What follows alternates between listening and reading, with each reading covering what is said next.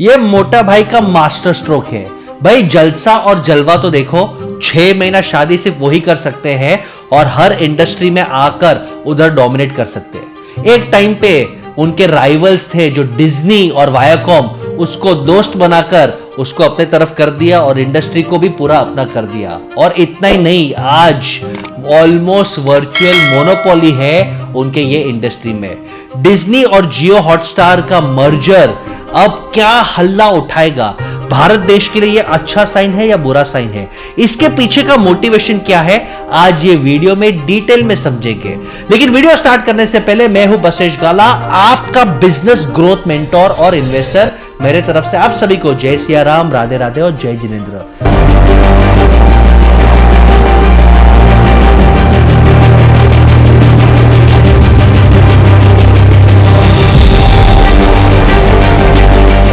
Background समझते हैं।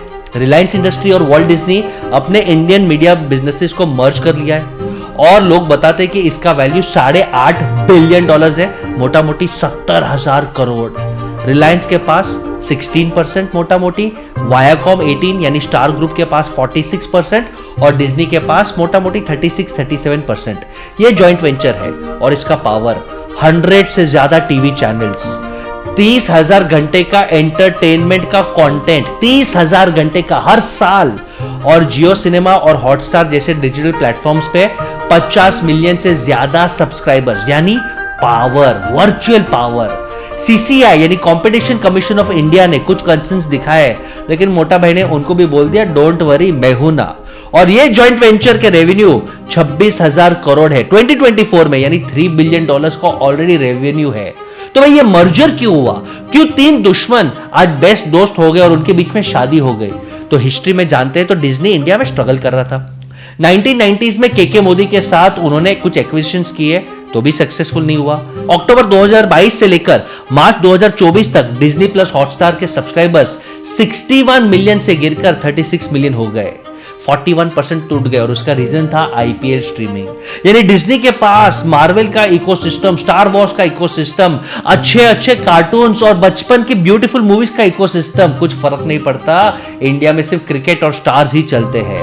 अब सब्सक्राइबर्स का लॉस हुआ तो बेचारा टेंशन में। और भैया ये इंडिया बहुत ही ब्रूटल मार्केट है। डिज्नी का ARPU ये बहुत अच्छा इंपॉर्टेंट मेट्रिक है, एवरेज रेवेन्यू पर यूजर। डिज्नी हॉटस्टार का आरपू $1 से नीचे है भाई, यानी 80 रुपया से कम। जबकि नेटफ्लिक्स का एवरेज रेवेन्यू पर यूजर $60 है और अमेजॉन प्राइम का $2 है। यानी डिज्नी कंपीट ही नहीं कर पा रहा है, नेटफ्लिक्स प्रीमियम है और अमेजॉन प्राइम भी कमा रहा है। और इंडियन के मार्केट में कंपटीशन और खास करके मोटा भाई का स्टाइल कि भाई अगर मुझे नहीं मिला तो मैं किसी की नहीं होने दूंगी किरण को, यही स्टाइल मोटा भाई ने किया कि आईपीएल राइट्स में लूंगा और फ्री में दे दूंगा, किसी को सरवाइव नहीं करने दूंगा, झुकेगा नहीं साला। और मोटा भाई ने जब आईपीएल फ्री में स्ट्रीम किया तो उनको मैचेस देखने के लिए 40-40 करोड़ व्यूअर्स इंडिया आ गए और टीवी से सब मोबाइल पे मैचेस देखने लग गए। और इसके कारण डिज्नी स्ट्रगल कर रहा था कि भाई हमारे इन्वेस्टमेंट्स इतने एक्सपेंसिव है, रिटर्न्स कुछ नहीं मिल रहा है। इसके बाद हमने जो बॉलीवुड डील्स किया, जो मूवीज बनाए, उसमें भी फेलियर हो गया। केके मोदी साहब के साथ भी जो भी टेलीविजन वेंचर्स लॉन्च किए, फेलियर हो गया। एड रेवेन्यू नहीं आ रहा है। और भाई हम इंडिया के लिए इंग्लिश मूवीज और इंग्लिश मूवी का राइट्स है, स्टार वॉर्स है, बाकी सब फैंसी हमारे पास कंटेंट है, लेकिन लोकल रीजनल कंटेंट नहीं है। और तब उन्होंने बोल दिया भाई कुछ करते हैं। अब यही मार्केट में जब डिज्नी स्ट्रगल कर रहा है तो अंडरस्टैंड करते हैं कि भाई इंडियन केबल और ब्रॉडकास्टिंग मार्केट की वैल्यूएशन, यानी जो सेट टॉप बॉक्स पे या घर पे टीवी देख रहे हैं, इसका वर्थ $13 बिलियन था और 2029 तक एक्सपेक्टेड है कि हर साल 8% बढ़ेगा जी से और सोनी से। और जी और सोनी ने क्या कर दिया, उन्होंने भी अपना मर्जर अनाउंस कर दिया। और अब डिज्नी ने सोचा कि भाई मेरे पास बचने के लिए कोई हथियार ही नहीं है। एक था मैंने ऑलरेडी स्टार और वायोकॉम के साथ पार्टनरशिप कर लिया, लेकिन मैं प्रॉफिटेबल नहीं हूं। अब इंडिया में प्रॉफिट कमाना है तो मुझे मोटा भाई के पास ही जाना पड़ेगा और इसके लिए वो मोटा भाई के पास चले गए।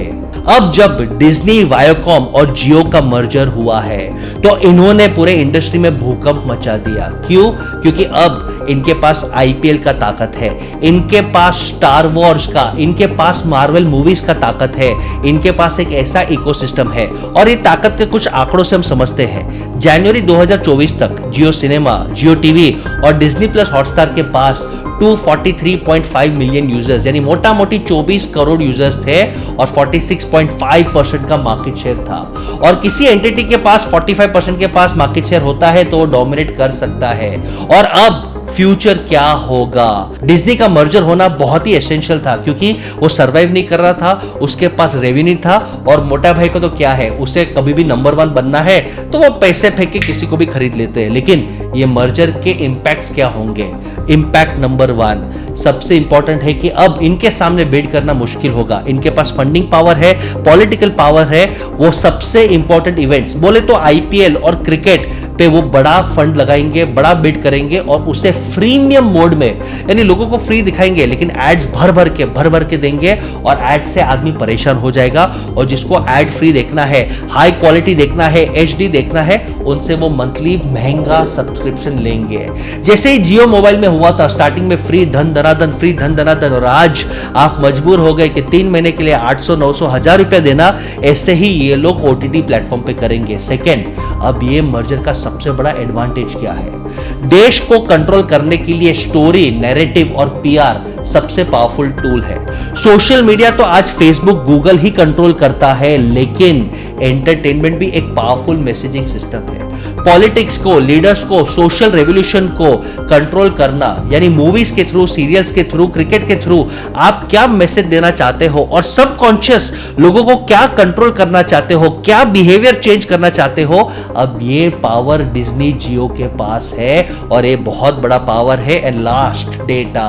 इतने सारे पेड सब्सक्राइबर्स जब इनके पास रहेंगे तो इनका डेटा इनके पास रहेगा। ऑलरेडी जियो डेटा गेम में स्ट्रांग है, मोटा भाई का फेसबुक के साथ पार्टनरशिप हो गया, वहां पे डेटा गेम स्ट्रांग है और अब एंटरटेनमेंट में भी डेटा गेम स्ट्रांग है। शॉपिंग करो तो वो भी इकोसिस्टम धीरे धीरे डेटा गेम स्ट्रांग है। यानी मुझे लगता है रिलायंस डेटा को और इंडियन कंज्यूमर के बिहेवियर को कंट्रोल करेगा और डिज्नी हॉटस्टार का यह एसोसिएशन भी ये डेटा कंट्रोल करने को और मोनोपोली बनाने के लिए था। आपको क्या लगता है कि 1 साल बाद क्या आप मजबूरन डिज्नी हॉटस्टार को महंगा सब्सक्रिप्शन देंगे? आपको क्या लगता है कि 1 साल बाद क्या एडवर्टाइजर्स परेशान हो जाएंगे क्योंकि क्रिकेट में ऐड करना ब्रांडिंग के लिए जरूरी है और रेट शायद डबल ट्रिपल हो जाएंगे? Let me know your thought in comments कि क्या ये मोनोपोली होना चाहिए। ऐसे ही अमेजिंग स्ट्रैटेजी और बिजनेस ग्रोथ वीडियोस देखने के लिए keep following your business mentor Basesh Gala. Share this video with दोस्त who want to rise in life and entrepreneurship. Lots of love and blessings.